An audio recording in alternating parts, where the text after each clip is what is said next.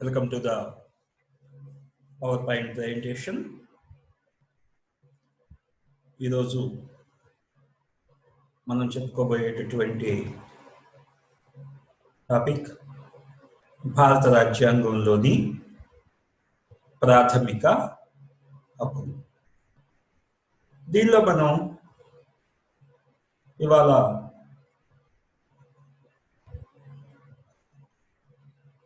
ప్రాథమిక హక్కుల్లో మనం right to equality, right to freedom, right against exploitation, right to freedom of religion, cultural and educational rights గురించి చెప్పుకున్నాం. So ఈరోజు మనం right to property గురించి తెలుసుకుందాం.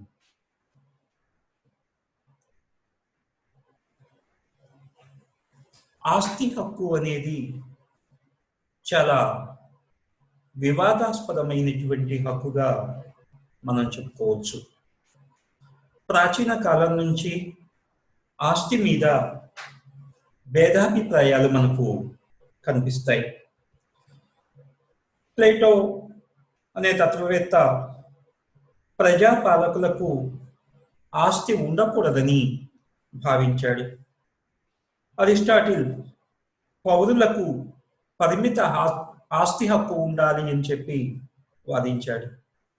వ్యక్తి మనుగడకు, వ్యక్తిత్వ వికాసానికి ఆస్తి హక్కు ముఖ్యమని చెప్పి John Locke, Adam Smith, Stuart Mill, Hegel మొదలైన వారు భావించడం జరిగింది. Karl Marx, Harold Laski, Green ప్రభృతులు ఆస్తి హక్కు పెట్టుబడిదారీ విధానాన్ని ప్రోత్సహించి వర్గ విభేదాలను పెంపొందిస్తుందని భావించడం జరిగింది. ఆస్తిని ప్రౌధాన్ దొంగతనంగా భావించాడు. ఆస్తి హక్కును సంఘంలోని ముఖ్య హక్కుగా రూసో గుర్తించాడు. హెరింగ్టన్, బార్కర్, సైంట్ సైమన్ మొదలైన వాళ్ళంతా కూడాను ఆస్తి హక్కుపై సాంఘిక నియంత్రణ ఉండాలని చెప్పి భావించడం జరిగింది. అట్లాగే భారతదేశం విషయానికి వచ్చినట్లయితే ప్రాచీన భారత రాజనీతి సిద్ధాంతంలో కూడాను ఆస్తి హక్కు ప్రస్తావన మనకు కనిపిస్తుంది. మహాభారతంలోను, శుక్రనీతిలోను ఆస్తి ప్రాముఖ్యాన్ని గురించిన వివరణ ఉంది. కౌటిల్యుడు ఆస్తి హక్కుని సమర్థించాడు. అనాదిగా భారతదేశంలో ఆస్తి హక్కు నైతిక స్థాయిలో గుర్తించబడింది. బ్రిటిష్ ప్రభుత్వం జారీ చేసిన 1935 భారత ప్రభుత్వ చట్టంలోని సెక్షన్ 299 ఆస్తి హక్కు ఒక న్యాయ హక్కు హోదాను పొందింది. 1950లో ఆస్తి హక్కును ప్రాథమిక హక్కు హోదా భారత రాజ్యాంగం ద్వారా లభించింది. 20వ శతాబ్దంలో సమాజవాద ప్రభావం అన్ని రాజకీయవాదులలో కూడా ప్రబలటం వలన ఆస్తి హక్కు మరింత వివాదగ్రస్తమైనటువంటి హక్కుగా మారటం మనం చూడవచ్చు. సో ప్రాథమిక హక్కుల ఉపసంఘం చర్చల్లోనూ, సలహా సమితి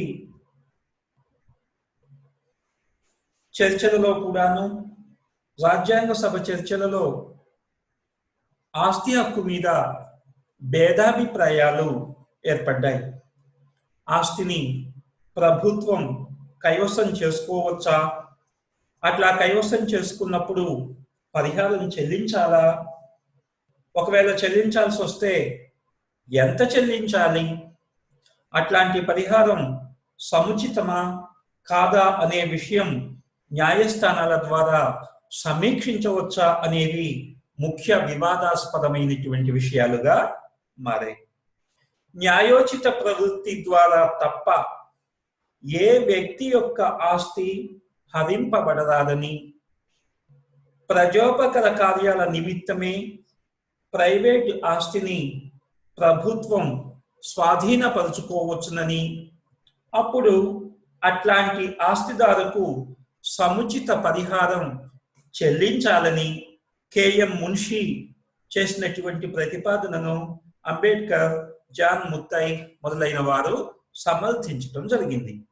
ఇందుకు విరుద్ధంగా సహజ వనరులన్నీ ప్రభుత్వ స్వాధీనంలోనే ఉండవలనని, ప్రభుత్వానికి ఎట్లాంటి ఆస్తినైనా స్వాధీనపరుచుకోగల అధికారం ఉండాలి అని ఆచార్య కేటీ షా వెల్లడి చేసినటువంటి అభిప్రాయాన్ని పంత్ మొదలైనటువంటి వాళ్ళు సమర్థించడం జరిగింది. 1931లో కరాచీ సమావేశ కాలం నుంచి కూడాను కాంగ్రెస్ పార్టీ దేశంలోని జమీందారీ వ్యవస్థను తొలగించాలని చెప్పి తీర్మానాలు ఆమోదిస్తూ వస్తోంది. పరిహారం చెల్లించనిదే ఆస్తి ప్రభుత్వం స్వాధీనపరుచుకోరాదనే నియమం రాజ్యాంగంలో గనుక పొందుపరిచినట్లయితే జమీందారీల రద్దు కార్యక్రమం స్తంభించిపోతుందని పంత్ తీవ్రంగా వాదించాడు. రాజ్యాంగం తయారు చేసే దశలోనే మద్రాస్, బీహార్, ఉత్తరప్రదేశ్ రాష్ట్ర శాసనసభలలో కూడాను ఆస్తికి సంబంధించినటువంటి బిల్లులపై చర్చ జరుగుతూ ఉన్న కారణంగా ఈ సమస్య మరింత ప్రాముఖ్యాన్ని పొందింది. ఈ వివాదాలు కొనసాగి ఒక దశలో అసలు రాజ్యాంగ సభ కొనసాగుతుందా అనే అనుమానం కూడాను ఏర్పడింది. అంత తీవ్రమైనటువంటి వాదోపవాదాలు ఆస్తి హక్కు విషయంలో రాజ్యాంగ పరిషత్తులో జరిగాయి.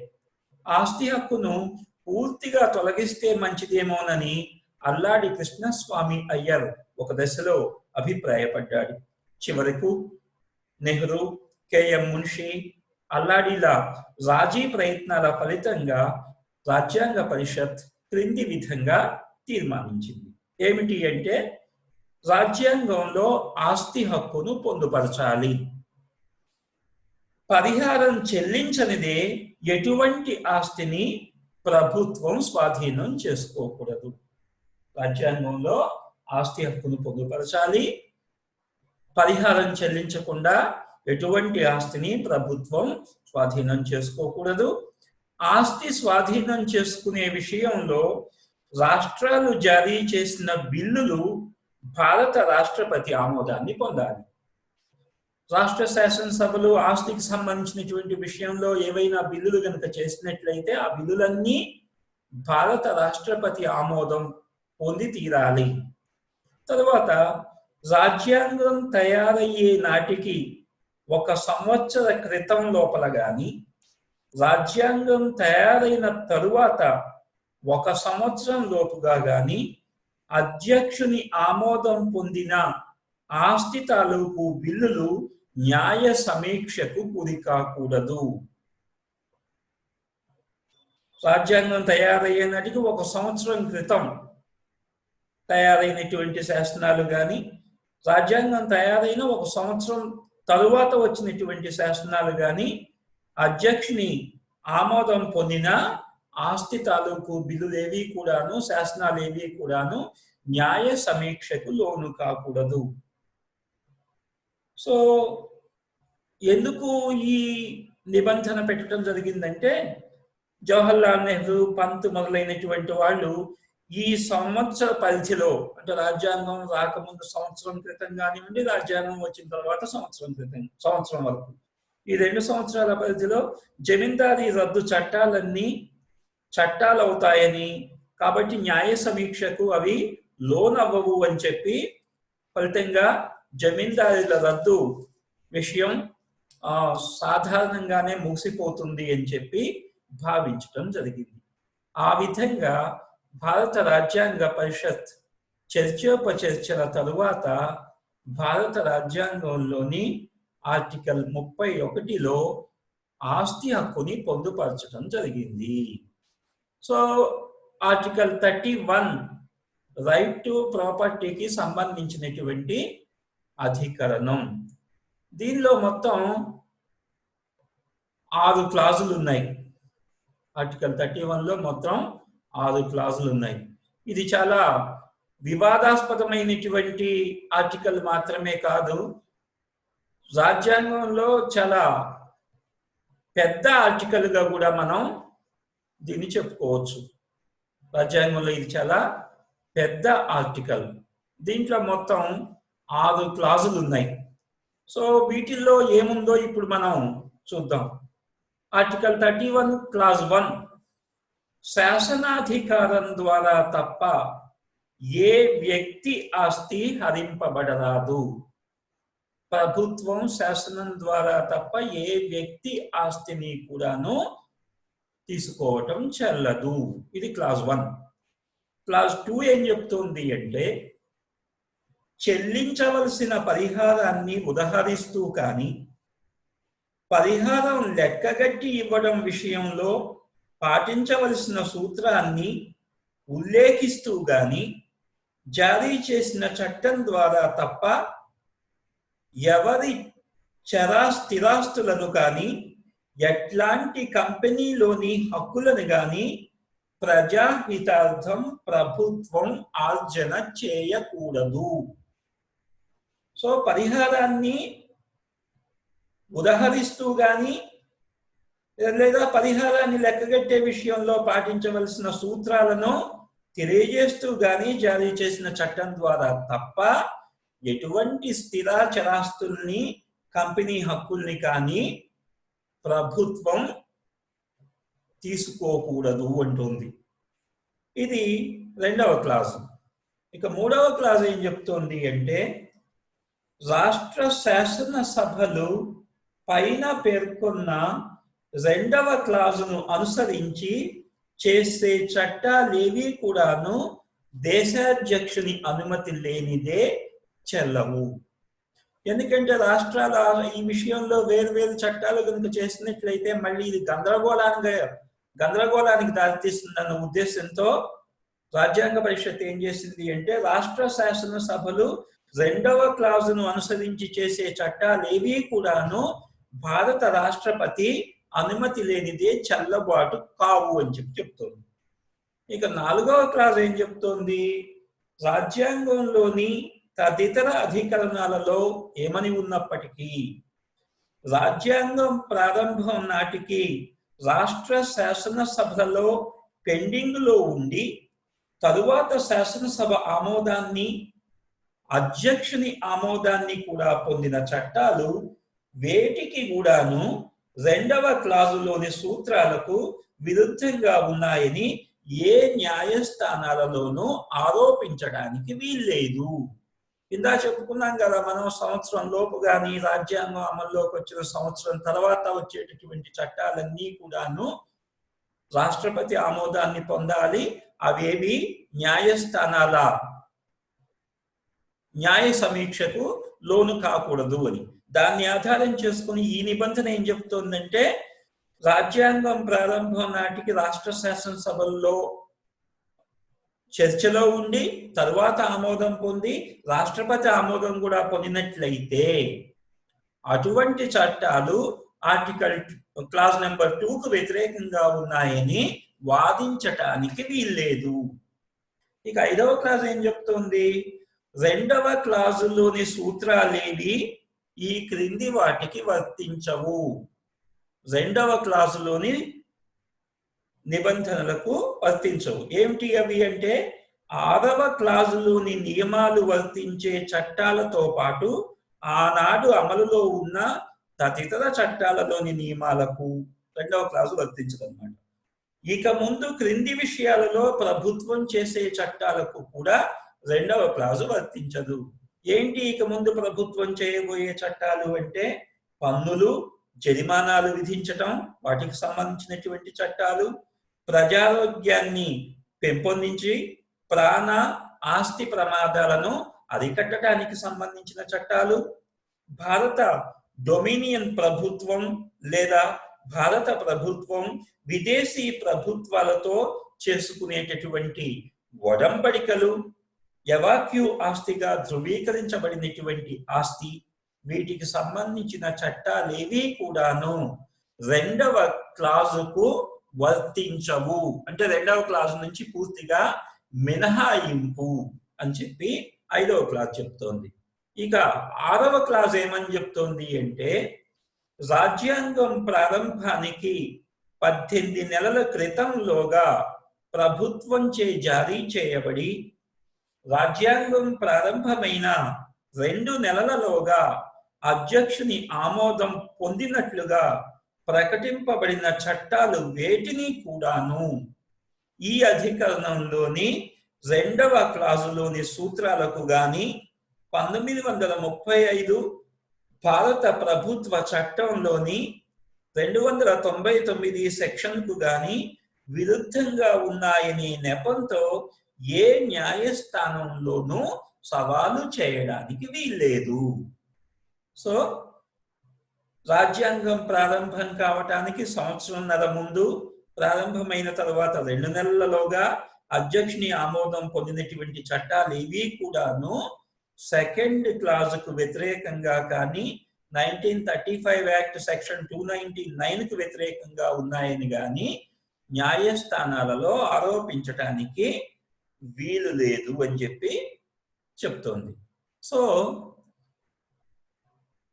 ఈనాడు రాజ్యాంగంలో ఉన్నటువంటి ఆర్టికల్ 31 అధికరణం రాజ్యాంగంలోని అన్ని ఆర్టికల్స్ కంటే కూడాను పెద్దది. అన్ని ఆర్టికల్స్ కంటే కూడాను ఇది పెద్ద ఆర్టికల్. 1950 నుంచి 1976 వరకు ఈ ఆర్టికల్ 31 5 సార్లు సవరించబడింది. ఈ ఒక్క ఆర్టికల్లే 5 సార్లు సవరించబడింది. సవరించబడినటువంటి ప్రతిసారి ఈ అధికరణం పరిమాణాత్మకంగా పెరుగుతూ గుణాత్మకంగా బలహీనపడింది. అంటే పరిమాణమేమో పెరిగింది, దానిలో ఉన్నటువంటి విలువ సాధ్యమైనంత వరకు తగ్గుతూ వచ్చింది. ఆర్టికల్ 31లోని 1, 3, 4, 5, 6 క్లాజుల్లో పెద్దగా మార్పులు ఏమీ జరగలేదు. కానీ 2వ క్లాజు మాత్రం అనేక సవరణలకు గురైంది. కొత్తగా అనేక క్లాజులు దీంట్లో చేర్చబడ్డాయి 2లో. Article 31(2)(a), 2(b), 31(a), 31(b), 31(c) and 31(d). ఇవి కొత్తగా చేర్చబడినటువంటి క్లాజులు. ఓన్లీ క్లాజ్ నెంబర్ 2లో మాత్రమే, ఆర్టికల్ 31 క్లాజ్ 2లో మాత్రమే ఇవన్నీ కొత్తగా యాడ్ అయ్యాయి. ఎన్ని అంటే 6 కొత్త క్లాజుల్ని దీంట్లో చేర్చారు. ఆర్టికల్ 31(2)(a) ఒకటి చేరింది, 2(b), 31(a), 31(b), 31(c), 31(d). ఇవి చేర్చడం వల్ల ఆర్టికల్ పరిమాణం పెరిగింది, కానీ దానిలో ఉన్నటువంటి హక్కు మాత్రం కుచించుకుపోవటం మొదలైంది. ఇక సవరించిన 2వ క్లాజు, కొత్తగా చేర్చినటువంటి క్లాజులేంటో ఒక్కసారి మనం చూద్దాం. ఆర్టికల్ 31(2) ప్రజాహితార్థం తప్ప ఎట్లాంటి ఆస్తిని ప్రభుత్వం నిర్బంధంగా ఆర్జన చేయడం గాని స్వాధీనపరుచుకోవడం గాని చేయకూడదు. సో నిర్బంధంగా ఆస్తిని ఆర్జన చేసుకోవడానికి గాని, ఆ సందర్భాలలో చెల్లించవలసిన మొత్తాన్ని గాని, అట్లాంటి మొత్తాన్ని చెల్లించడానికి పాటించవలసిన సూత్రాలను గాని నిర్ధారిస్తూ జారీ చేసే చట్టాల ద్వారా తప్ప ఆస్తిని నిర్బంధంగా ఆర్జన చేయడం గాని స్వాధీనపరుచుకోవడం గాని చేయకూడదు. అట్లా నిర్ధారించిన మొత్తం సరిపోదనే నెపంతో గాని, అట్లాంటి మొత్తం రొక్క రూపేణా కాకుండా మరో రూపంలో చెల్లించబడిందనే నెపం మీద గాని ఏ న్యాయస్థానాలలోనూ వాదించకూడదు. ఒరిజినల్ గా క్లాస్ 2 ఏం చెప్తోంది? చెల్లించవలసిన పరిహారాన్ని ఉదహరిస్తూ గాని, పరిహారం లెక్కగట్టి ఇవ్వడం విషయంలో పాటించవలసిన సూత్రాలను ఉల్లేఖిస్తూ గాని జారీ చేసిన చట్టం ద్వారా తప్ప ఎవరి చర స్థిరాస్తులను, ఎట్లాంటి కంపెనీలోని హక్కులను ప్రజాహితార్థం ప్రభుత్వం ఆర్జన చేయకూడదు అంటుంది. అక్కడేమో పరిహారం అన్నారు ఒరిజినల్ గా, ఇక్కడికి వచ్చేసరికి ఏమంటున్నారంటే ఎంత చెల్లించాలి అనే మొత్తం అంటే ఎంత ఇవ్వాలి అనేది మొత్తంగా నిర్ణయిస్తారు. ఆ మొత్తం సరిపోదులేదని చెప్పి ఎవరు న్యాయస్థానానికి వెళ్ళటానికి వీల్లేదు. సో ఇది ఆర్టికల్ 31(2)ని సవరించినటువంటిది. ఇక 31(2)A, ఆర్టికల్ 31(2)A కొత్తగా యాడ్ చేయబడినటువంటి క్లాజు. దీంట్లో ఏం చెప్తున్నారు అంటే, ఈ మొత్తం 2వ క్లాజుకు సంబంధించినటువంటి అమెండ్మెంట్సే. యాజమాన్యపు హక్కును గాని స్వాధీన హక్కును గాని మార్చకుండా ప్రైవేటు ఆస్తిని ప్రభుత్వానికి గాని ప్రభుత్వ యాజమాన్యం లేదా నిర్వహణలో ఉన్న కార్పొరేషన్లకు గాని బదిలీ చేసిన చట్టాలేవీ కూడా అవి వ్యక్తుల ఆస్తిని హరించినప్పటికీ అట్లాంటి చట్టాల ద్వారా ప్రభుత్వం ఆస్తిని నిర్బంధంగా ఆర్జన చేసుకున్నదని గాని స్వాధీనపరుచుకున్నదని గాని భావించటానికి వీల్లేదు అంటుంది. అంటే ప్రభుత్వం ఒకవేళ ఆస్తిని స్వాధీనం చేసుకుంటూ చేసిన చట్టాలు ఏవైనా సరే అట్లా స్వాధీనపరుచుకున్నప్పుడు ఆ స్వాధీనపరుచుకోవటం అన్యాయం అని చెప్పి వాదించటానికి వీల్లేదు.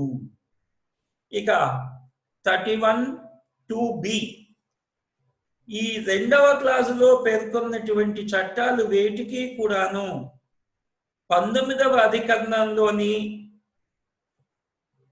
1F క్లాజులో ఉన్నటువంటి నియమాలు వర్తించవు. అంటే ఆర్టికల్ 19(1)F క్లాజులో ఏముంది? పౌరులు ఆస్తిని సంపాదించుకోవటానికి, అనుభవించటానికి, అన్యాక్రాంతం చేయడానికి హక్కు, అంటే ఆస్తి హక్కును పొందుపరచడం జరిగింది. అక్కడ పొందుపరిచినటువంటి ఆస్తి హక్కులో ఉన్నటువంటి విషయాలు ఏవి కూడాను 2వ క్లాజులో ఆధారంగా చేసిన చట్టాలు వేటికి కూడాను, అంటే ఆర్టికల్ 31 క్లాజ్ 2 ప్రకారం చేసినటువంటి చట్టాలు వేటికి కూడాను ఆర్టికల్ 19(1)F లో ఉన్నటువంటి క్లాజు క్రింద న్యాయస్థానాల్లో వాదించడానికి వీల్లేదు. అంటే 19(1)F లో ఉన్నటువంటి హక్కు చెల్లుబాటు కాదు అంటోంది. ఇక ఆర్టికల్ 31A, దీనిలో సబ్ క్లాజులు మొత్తం 5 సబ్ క్లాజులు ఉన్నాయి ఒక 31A లోనే.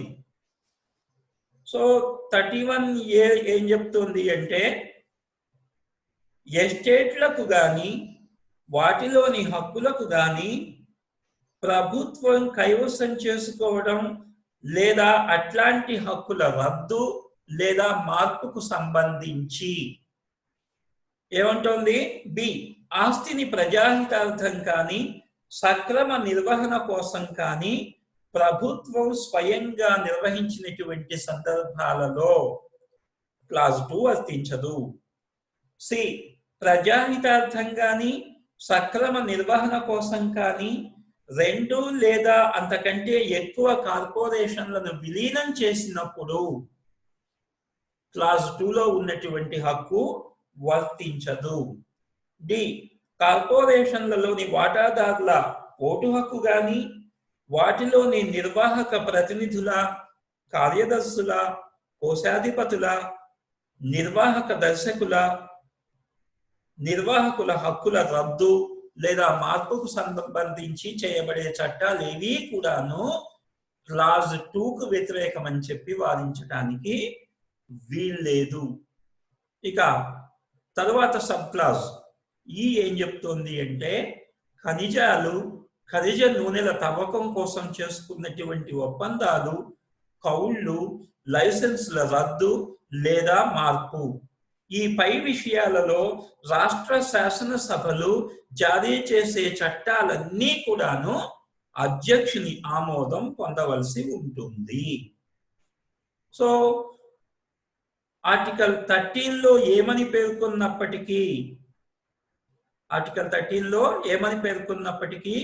క్రింది విషయాలలోని చట్టాలేవి కూడాను ఆర్టికల్ 14, 19, 31 అధికరణాలకు విరుద్ధంగా ఉన్నాయన్న కారణంగా చెల్లుబాటు కావని భావించటానికి వీలు లేదు. సో ఆర్టికల్ 31A(2)లో ఎస్టేట్లు అన్న పదం, ఇందాక మనం ఎస్టేట్ అనే పదం వాడాం కదా, ఎస్టేట్లు అన్న పదం భూ కమతాలకే కాకుండా జాగీర్లకు, ఈనాములకు, తమిళనాడు, కేరళ రాష్ట్రాలలో ఉన్న జన్మం హక్కుకు కూడా వర్తిస్తుంది. రైతువారీ సెటిల్మెంట్లలో ఉన్న భూములు, గయ్యాలి భూములు, అడవులు, పచ్చిక బీళ్లు, కర్షకుల, వ్యవసాయ కూలీల, గ్రామీణ వృత్తిదారుల స్వాధీనంలో ఉన్న ఇళ్ల స్థలాలతో సహితం సాగులో ఉన్న భూములకు కూడా అన్వయిస్తుంది. ఇది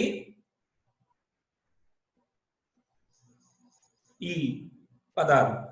సో తర్వాత ఎస్టేట్కు సంబంధించిన హక్కులు అనే పదం, ఎస్టేట్కు సంబంధించిన హక్కులు అనే పదం కామందు, ఉపకామందు, పిల్ల కామందు, కౌలుదారులు, రైతు, ఉపరైతులు తదితర భూమి పన్నుకు సంబంధించిన హక్కులకు కూడా అన్వయిస్తుంది అని తెలియజేయడం జరిగింది. ఇక ఆర్టికల్ 31B ఏం చెప్తుంది? 9వ షెడ్యూలులోని చట్టాలు కానీ వాటిలోని నియమాలు కానీ ఆర్టికల్ 31Aలోని సాధారణ సిద్ధాంతానికి భంగం కలిగించకుండా అట్లాంటి చట్టాలపై న్యాయస్థానాలు వెల్లడించిన తీర్పులతో ప్రమేయం లేకుండా వీటిని న్యాయమైనవిగానే భావించవలే అని ఆర్టికల్ 31B తెలియజేస్తుంది. ఇక ఆర్టికల్ 31C కొత్త క్లాస్ ఇదేం చెప్తుంది అంటే, ఆదేశిక సూత్రాల ఆచరణ కోసం చేసిన చట్టాల రక్షణకు సంబంధించి 4వ అధ్యాయంలోని ఆదేశిక సూత్రాల చట్టాలు ఏవి కూడాను, అంటే ఆదేశిక సూత్రాలను ఉద్దేశించి చేసినటువంటి చట్టాలు ఏవి కూడాను ఆర్టికల్ 14, 19, 31లలో ఉన్న ప్రాథమిక హక్కులకు వ్యతిరేకంగా ఉన్నాయని ఆ చట్టాలను రద్దు చేసే వీలు లేదు. సో ఆదేశిక సూత్రాలకు సంబంధించిన విషయంలో చేసిన చట్టాలు ఏవి కూడాను ప్రాథమిక హక్కులైన ఆర్టికల్ 14 సమానత్వ హక్కు, ఆర్టికల్ 19 స్వేచ్ఛ హక్కు, ఆర్టికల్ 31 ఆస్తి హక్కు, ఈ 3 హక్కులకు వ్యతిరేకంగా ఉన్నాయని వాదించటానికి వీల్లేదు. ఆదేశిక సూత్రాలు రాష్ట్ర ప్రభుత్వాలు జారీ చేసిన చట్టాలన్నీ కూడా అధ్యక్షుని ఆమోదం పొందాలి. అయితే ఆదేశిక సూత్రాలను దృష్టిలో పెట్టుకుని చేసినటువంటి చట్టాలన్నీ కూడాను, ఆయా రాష్ట్రాలు చేసిన చట్టాలన్నీ దేశ అధ్యక్షుని అనుమతి తప్పనిసరిగా పొందాలి అని తెలియజేయడం జరిగింది. ఇక ఆర్టికల్ 31D జాతి విరుద్ధ కార్యక్రమాలు, జాతి విరుద్ధ సంస్థలను నిషేధించేటటువంటి ఉద్దేశ్యంతో చేర్చబడినటువంటి ఆర్టికల్ ఇది. పార్లమెంటుకు జాతి విరుద్ధ కార్యక్రమాలను, జాతి విరుద్ధ సంస్థలను నిషేధించేందుకు, అరికట్టేందుకు, గుర్తించేందుకు ఈ అధికరణం శాసనాధికారాన్ని ఇస్తోంది. అంటే జాతి విరుద్ధ కార్యకలాపాలు అంటే ఏమిటి, జాతి విరుద్ధ కార్యక్రమాలు ఏం జరుగుతున్నాయి, జాతి విరుద్ధంగా పనిచేస్తున్నటువంటి సంస్థలు ఏంటి, వాటిని గుర్తించటానికి, వాటిని నిషేధించటానికి అవసరమైనటువంటి నిర్ణయాధికారాన్ని ఈ అధికరణం ప్రభుత్వానికి ఇస్తోంది. ఈ రాజ్యాంగ సవరణ జాతి విరుద్ధ కార్యక్రమాలు, సంస్థల నిషేధంతో పాటు అట్టి శాసనాలను ఆర్టికల్ 14, 19, 31లలో ఉన్న ప్రాథమిక హక్కులకు విరుద్ధంగా ఉన్నాయని చెప్పటానికి వీల్లేదు.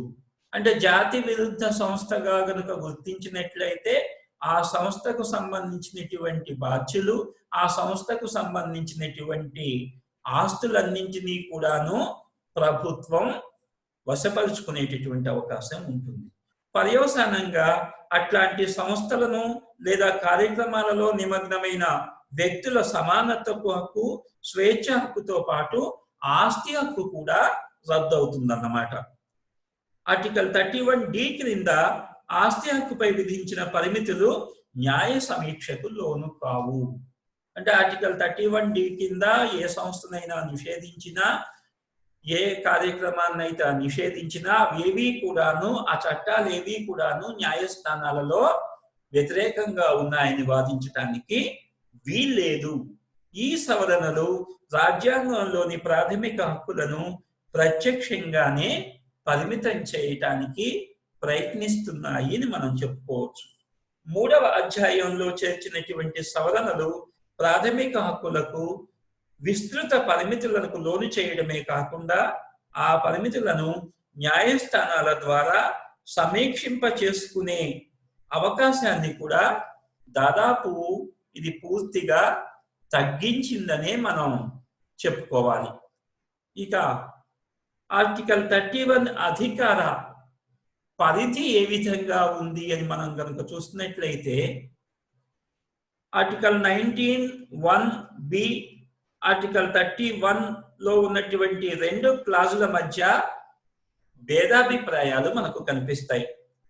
అంటే ఆర్టికల్ 31లోని క్లాజ్ 2, ఆర్టికల్ 19(1)(b). ఎటువంటి ఆస్తిని కూడా ప్రభుత్వం శాసనాధికారం రీత్యా తప్ప హరించకూడదని 1వ క్లాజులో చెప్పబడింది.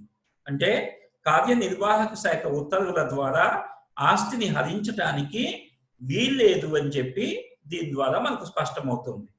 ప్రైవేటు ఆస్తిని ప్రభుత్వం ఏ విధంగా హరించినప్పటికీ, స్వాధీనం చేసుకున్నా చేసుకోకపోయినా, యాజమాన్యంలో మార్పు చేసినా చేయకపోయినా 2వ క్లాజు ప్రకారం పరిహారం చెల్లించాల్సిందే అని కొందరి అభిప్రాయం.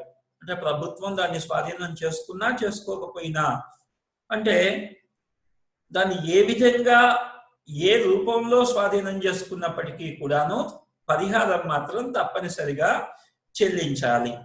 దీనికి విరుద్ధంగా ప్రైవేటు ఆస్తిని ప్రభుత్వం నిర్బంధంగా స్వాధీనం చేసుకున్నప్పుడు మాత్రమే పరిహారం చెల్లించాలి, కానీ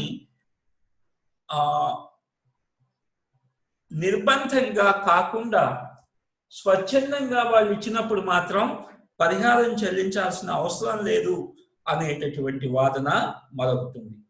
ఈ 2వ ప్రతిపాదననే 2వ క్లాజులో క్రమబద్ధం చేశారని, అంటే నిర్బంధంగా తీసుకున్నప్పుడు మాత్రమే పరిహారం చెల్లించాలి కానీ లేకపోతే అవసరం లేదు అని.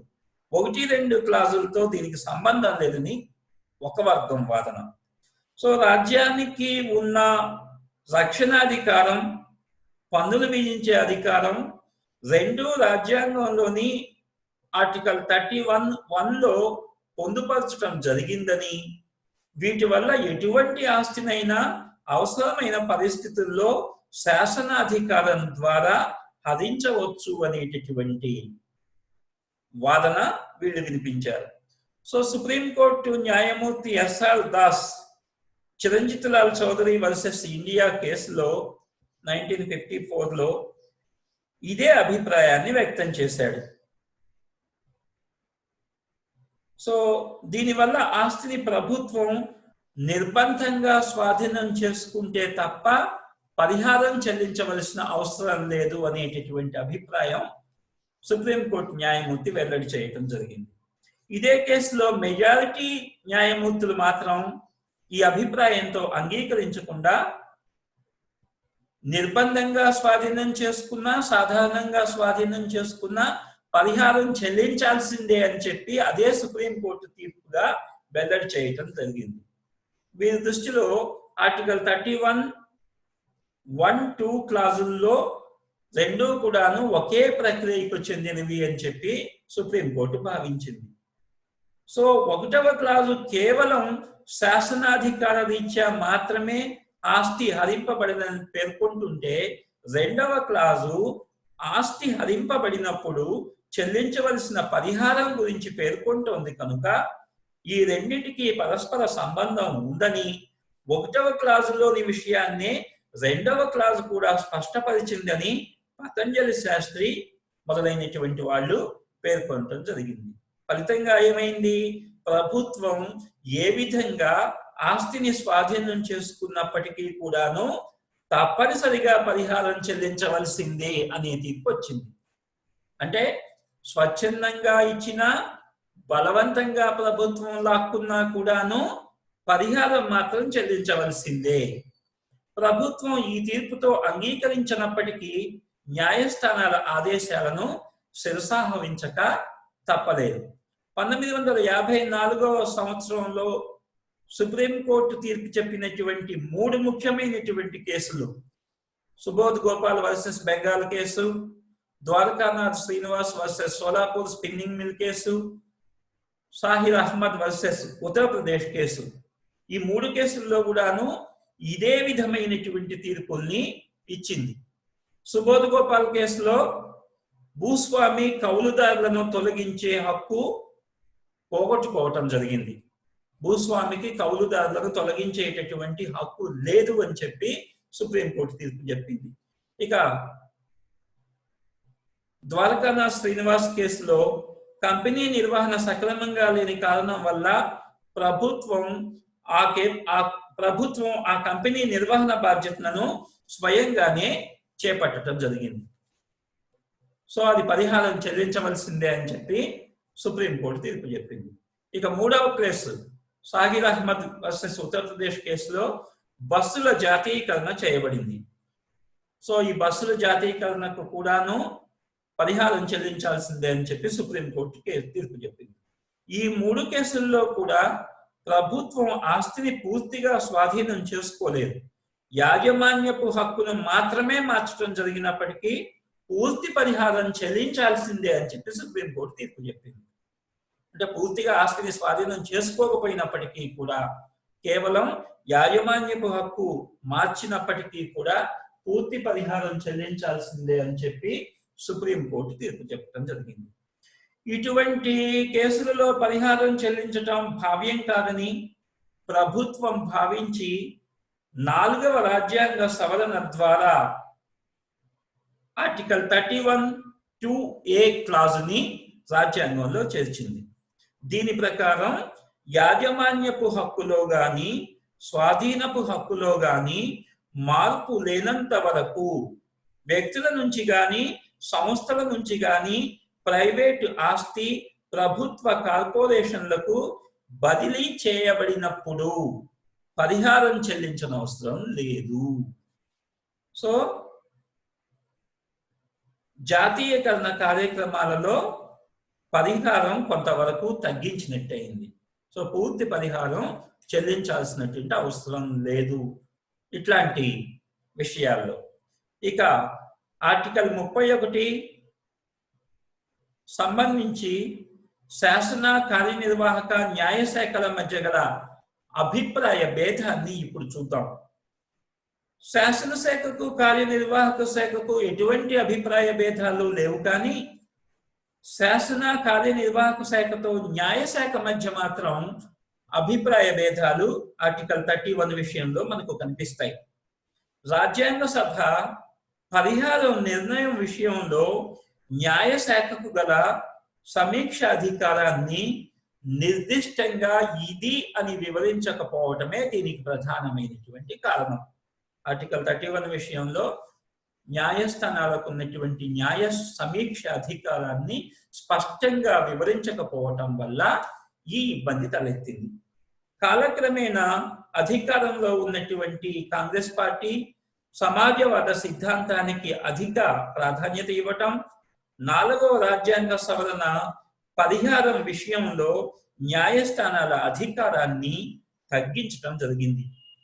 1965-70 సంవత్సరాల మధ్యకాలంలో సుప్రీంకోర్టు పరిహారం అన్న పదాన్ని రాజ్యాంగంలో వాడినంత కాలం అట్లాంటి పరిహారం సమంజసమా కాదా అని చూసే బాధ్యత తమకు ఉంది అని చెప్పి సుప్రీంకోర్టు పేర్కొంది. అసలు పరిహారం అంటే ఏంటి అన్నప్పుడు పోగొట్టుకున్న ఆస్తికి సమానమైన లేదా సమానమైన విలువ కలిగినటువంటి దాన్ని తిరిగి ఇవ్వడం అని సుప్రీంకోర్టు అభిప్రాయపడటంతో చివరకు ఆ పదాన్నే రాజ్యాంగం నుంచి తీసివేయాల్సి వచ్చింది. 42వ రాజ్యాంగ సవరణ భారత రాజ్యాంగంలో ఉన్నటువంటి ప్రియాంబుల్ను ప్రత్యక్షంగా సామ్యవాద సిద్ధాంత రాజ్యాంగంగా ప్రకటించడంతో సామ్యవాద భావనకు భారత రాజ్యాంగం ఎక్కువ ప్రాధాన్యత ఇచ్చినట్లయింది. ఇన్ని సవరణలు చేసి నామమాత్రంగా మిగిల్చినటువంటి ఆస్తి హక్కును ప్రాథమిక హక్కుల్లో ఉంచే కంటే దీన్ని పూర్తిగా తొలగించటమే మంచిదని చెప్పి పాల్కీవాలా మొదలైనటువంటి న్యాయశాస్త్ర నిపుణులు పేర్కొన్నారు. ఆ తరువాతి కాలంలో 1977 మార్చిలో అధికారంలోకి వచ్చినటువంటి జనతా ప్రభుత్వం ఎన్నికల వాగ్దానంలో చేసినటువంటి దానిలో భాగంగా ఆస్తి హక్కును ప్రాథమిక హక్కుల అధ్యాయం నుంచి తొలగించి ఇక ముందు ఇది రాజ్యాంగపరమైనటువంటి హక్కుగా కాకుండా న్యాయపరమైన హక్కుగా నిలబెడతామని ప్రకటించింది. ఫలితంగా అధికారంలోకి వచ్చిన తరువాత ఆస్తి హక్కును ప్రాథమిక హక్కుల జాబితా నుంచి తొలగించడం జరిగింది. ఆర్టికల్ 31లో ఉన్నటువంటి ప్రాథమిక హక్కును తొలగించారు, కానీ ఆర్టికల్ 19(1)(f)లో ఉన్నటువంటి ఆస్తి హక్కు మాత్రం అలాగే ఉంది. సో ప్రాథమిక హక్కుల్లో అత్యంత వివాదాస్పదమైనటువంటి హక్కుగా ఆస్తి హక్కు గుర్తించబడింది. అనేక సార్లు సవరించబడింది. న్యాయస్థానాల తీర్పులు ప్రభుత్వానికి వ్యతిరేకంగా వచ్చినప్పుడల్లా రాజ్యాంగ సవరణ జరిగి ఆర్టికల్ 31 గుణాత్మకంగా కుచించుకుపోవటం జరిగింది. సో ఇది భారత రాజ్యాంగంలోని ఆర్టికల్ 31లో పేర్కొనబడినటువంటి ఆస్తి హక్కు. సో చాలా ఓపికగా విన్నందుకు మీ అందరికీ ధన్యవాదాలు. Thank you very much.